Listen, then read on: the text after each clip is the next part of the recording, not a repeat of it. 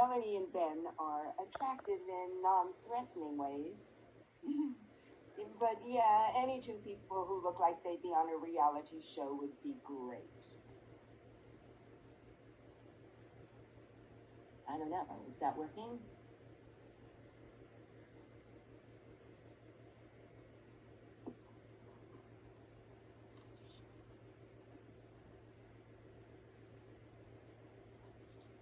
We can hear you, Helen. Are you okay? Oh, okay. Yeah.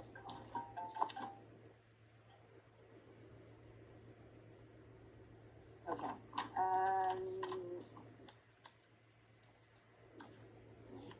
Here we go. Act 1, Scene 1. Pacing in her headset and fighting a nicotine addiction, we see Bethany Harlow, an intense reality television show producer. She's on separate but similar phone calls with Melanie Powers and Ben Sampson, two hopeful singles in their early 30s who haven't yet found one. Bethany shrugs. I'm going to have to let you go. Let me go? It sounds like you're firing me. You're not fired. We can't fire you. You've never been paid. We're just releasing you from participating in our program. But we signed a contract. You told me I'm reality TV material. I know. That I'm likable and relatable and fun. You said I'm attractive in a non-threatening way, like a guy who could star in an infomercial about hair loss or allergy meds. That's true. You do check all the hot reality star boxes. I even have a job, a real one, with a Roth IRA and everything. Oh, honey, your job's impressive, but we don't care about actual careers in reality TV. This is showbiz, baby. In fact, the faker your qualifications sound, the better. Look, I am so sorry. You're hot, but you're out. Can I ask why? You convinced me your show is actually a viable way to meet a life partner. You said your proprietary matching process was foolproof. That's because it is. Our couples don't divorce anymore. Our connection technology is under review, the USPTO2. The love you see on the screens is real and true. It's all based on algorithms and science now, and wine, and good lighting and tight clothes.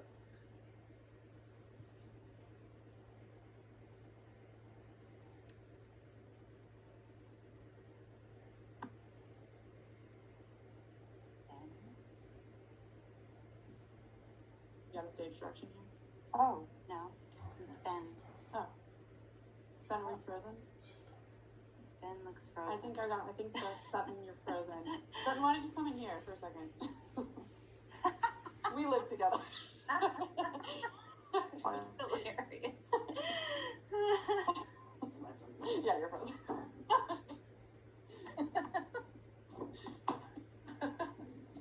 Sorry, guys. That's okay. This is all so bizarre. I know. Who would have thunk me inspiring genuine human connection? You know what? I never really wanted to be on your show anyways because, come to think of it, I'm not a sociopath. Look, I get it. You're upset because you're ready for love. Let's focus on that. Love is something to celebrate. You'll find it someday. Just maybe without the Instagram following that could earn you millions of dollars. Forget that. You told me I could stop searching for love because I'd find it in front of your cameras. Being ready for love and actually having it are two very different things. It's miserable. I hate the apps. Oh, God. I need to download them again, don't I? Yep, there goes your phone battery. Whew. What about my match? You said he'd already been cast. Wait, didn't someone from your team tell me that you already had my future wife picked out? That someone actually wonderful has also signed up for your crazy show? Yeah, so awkward about that. You know, we have located your person, your soulmate, so to speak, but the other producers show, they no longer support your pairing. I tried to fight for you, but my hands are tied. I don't understand. Well, it would have been love at first sight kind of thing. No drama, hugs, cuddles, kisses, hand-holding, yawn, snooze fest. Frankly, it'd make for awful television. Hold on. You're saying you found a guy that's too perfect for me, and we'd be obscenely happy right off the bat. Like, I just naturally be in love with someone? I don't even believe in soulmates. This is nuts. We do live in pretty bizarre times. Well, fine. I can meet her the old-fashioned way for a drink. I'm sorry, what? Her phone number. I can meet her. You can give it to me so I can ask her out anyway. He's out there.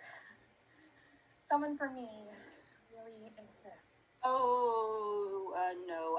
I'm sorry. I can't have you two meet. Well, what do you mean? You can't meet in real life, not without the cameras rolling. Sure we can. Just give me his name. I'll find him online myself. You didn't read the contract, did you? Of course I read the contract. Yeah, I read the contract. I'm an attorney. It's a real job. Well, if you had read it, you would know that the contestants aren't allowed to meet before the show premieres. Your show has not premiered, so you cannot meet each other. It is all very clear. But I'm not going on your show.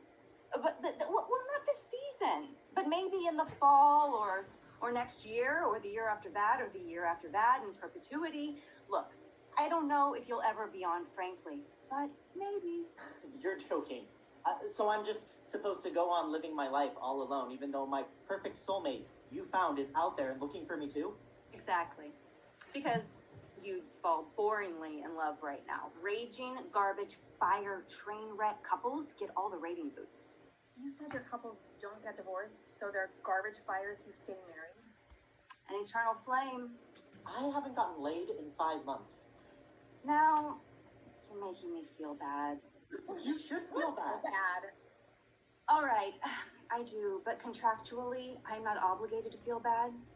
Now, I am sorry. I have to go plan a wedding for the other 2 cast members. Sorry. Bye. Bethany hangs up. Melanie starts to cry.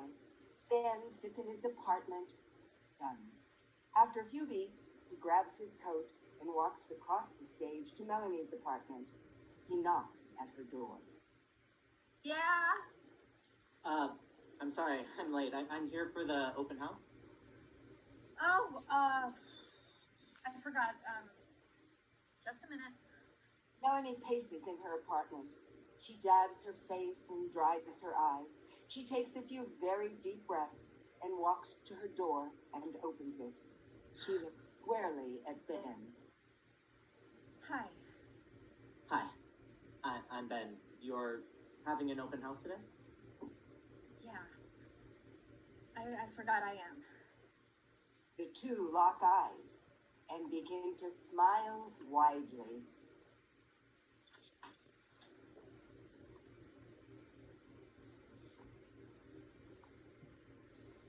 That's all I have. I guess the end. I think there's an act 1, scene 2. Oh, There's another act. No, yeah, we're still going. Helen, do you have more lines that I today? did I have to invite? Still here.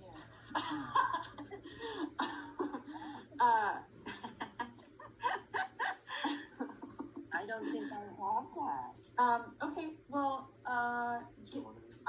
maybe I'll just read the stage directions for this part then. We don't have those today.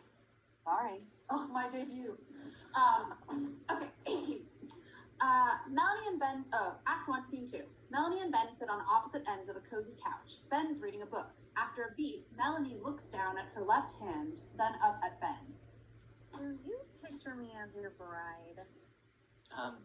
Yeah, obviously I picture you as my bride, or else I wouldn't have given you that two-ton ice rink on your finger. You know what I mean. You mean a bride in a dress and the wedding and the whole thing? Exactly. I picture you as my wife, as my best friend and my lover and my partner in this messed up world who had almost rented a room to my sister. Who you came to see this apartment for. But you got married to me instead. We didn't need to be cast on this show. We still found each other. It's just the wedding industry is such a ripoff, and we're saving so we can stop renting. Babe, you've already convinced me. I'm marrying you. That's celebratory enough. Melanie's phone rings. She glances at it. Huh. Must be a client. Melanie answers the phone. Bethany appears. This is Melanie Powers.